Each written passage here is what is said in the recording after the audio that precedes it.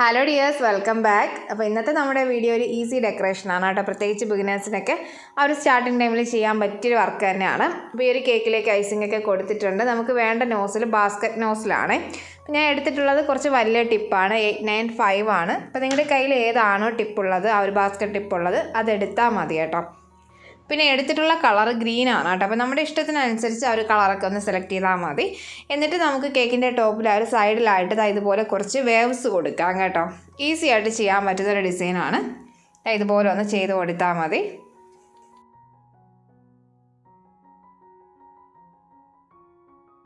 ഇപ്പോൾ നമ്മൾ ടോപ്പിൽ ഈ ഒരു ഡിസൈൻ ഒന്ന് കൊടുത്തിട്ടുണ്ട്. അപ്പോൾ ഇനി നമുക്ക് സെയിം ഡിസൈൻ തന്നെ കേക്കിൻ്റെ ആ ഒരു താഴ്ഭാഗത്ത് ബോർഡറായിട്ട് കൊടുക്കാം കേട്ടോ.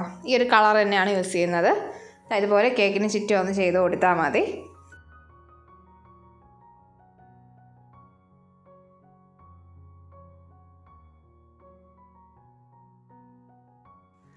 ഇപ്പോൾ നമ്മൾ ആ ഒരു ബോർഡർ ഡിസൈനൊക്കെ ഒന്ന് കേക്കിലേക്ക് കൊടുത്ത് കഴിഞ്ഞിട്ടുണ്ട്. അപ്പോൾ ഇനി നമുക്ക് കേക്കിലേക്ക് ഫ്ലവർ ഡെക്കറേഷൻ കൊടുക്കാം കേട്ടോ. അപ്പോൾ നമുക്ക് നോസിലൊന്നും ആവശ്യമില്ല. ബാഗിൻ്റെ ടിപ്പ് ഒന്ന് കട്ട് ചെയ്ത് കൊടുത്താൽ മതി. എടുക്കുന്ന കളർ പീച്ചാണ് കേട്ടോ. ഇതുപോലെ ചെറിയ ബബിൾസ് പോലെ ഒന്ന് ചെയ്ത് കൊടുത്തിട്ട് ഒന്ന് ചേർന്ന് വരുന്ന രീതിയിൽ ഒന്ന് ചെയ്ത് കൊടുത്താൽ മതി. അപ്പോൾ നമുക്ക് ഏകദേശം ഒരു ഫ്ലവറിൻ്റെ ഒരു ഷേപ്പിൽ കിട്ടും കേട്ടോ. അപ്പോൾ ഈ ഒരു കളർ കിട്ടാൻ വേണ്ടിയിട്ട് വിപ്പിംഗ് ക്രീമിലേക്ക് കുറച്ച് റെഡ് ഒന്ന് മിക്സ് ചെയ്ത് കൊടുത്താൽ മതി. കുറച്ച് മാത്രം എടുത്താൽ മതി കേട്ടോ. 1-2 ഡ്രോപ്പ് ഒഴിച്ചിട്ട് മിക്സ് ചെയ്യുമ്പോൾ നമുക്ക് ഈ ഒരു ഷെയ്ഡിൽ കിട്ടും.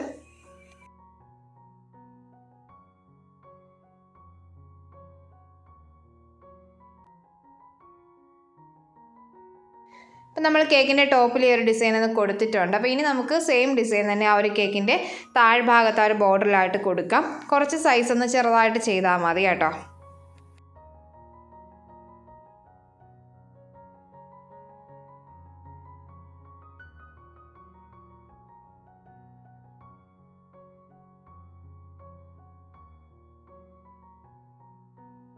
അപ്പോൾ നമ്മൾ കേക്കിൻ്റെ താഴ്ഭാഗത്തും ആ ഒരു ബോർഡർ ഡിസൈനിലൊന്ന് കൊടുത്തിട്ടുണ്ട്.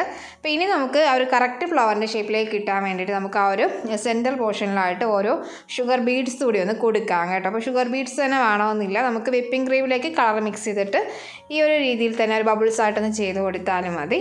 ഞാൻ എന്താ അവിടെ ഷുഗർ ബോൾസ് ആണ് കേട്ടോ ഒന്ന് കൊടുക്കുന്നത്. യെല്ലോ കളറാണ് എടുത്തിട്ടുള്ളത്. നമ്മൾ ഈ ഒരു ബോൾസ് കേക്കിലേക്ക് കൊടുക്കുന്ന ടൈമിൽ ആ ഒരു ഫ്ലവറിൻ്റെ സൈസിനനുസരിച്ച് ഒന്ന് ചെയ്ത് കൊടുത്താൽ മതി കേട്ടോ. അപ്പോൾ ഞാൻ ടോപ്പിൽ കുറച്ച് വലിയ സൈസ് ബോൾസ് കൊടുത്തിട്ടുണ്ട്.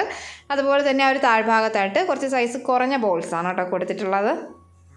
ഇനി നമുക്ക് ഈ ഒരു ഫ്ലവറിനൊക്കെ ലീഫ് കൂടി കൊടുക്കാം കേട്ടോ. അപ്പോൾ കുഞ്ഞ് ലീഫായിട്ട് ചെയ്ത് കൊടുത്താൽ മതി.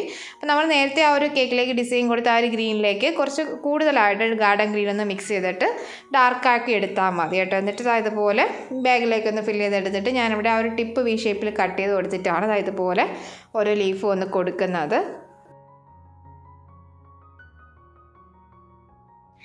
അപ്പോൾ നമ്മൾ കേക്കിലേക്ക് ആ ഒരു ലീഫൊക്കെ ഒന്ന് കൊടുത്തിട്ടുണ്ട്. അപ്പോൾ ഇനി നമുക്ക് കേക്കിൻ്റെ ആ ഒരു സെൻറ്റർ പോർഷനിലായിട്ട് മാറ്റ് റോഡി കൊടുക്കാം. ഞാൻ ഇവിടെ ഈ ടൈപ്പ് ഒരു ടോപ്പറാണ് കേട്ടോ കേക്കിലേക്ക് ഒന്ന് കൊടുക്കുന്നത്.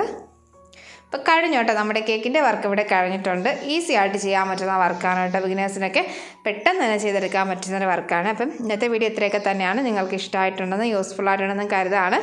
അപ്പോൾ വീഡിയോ ഇഷ്ടമായിട്ടുണ്ടെങ്കിൽ ലൈക്ക് ചെയ്യാനും ചാനൽ സബ്സ്ക്രൈബ് ചെയ്ത് സപ്പോർട്ട് ചെയ്യാനായിട്ട് മറക്കല്ലേ. മറ്റൊരു വീഡിയോ ആയിട്ട് വരാം. താങ്ക്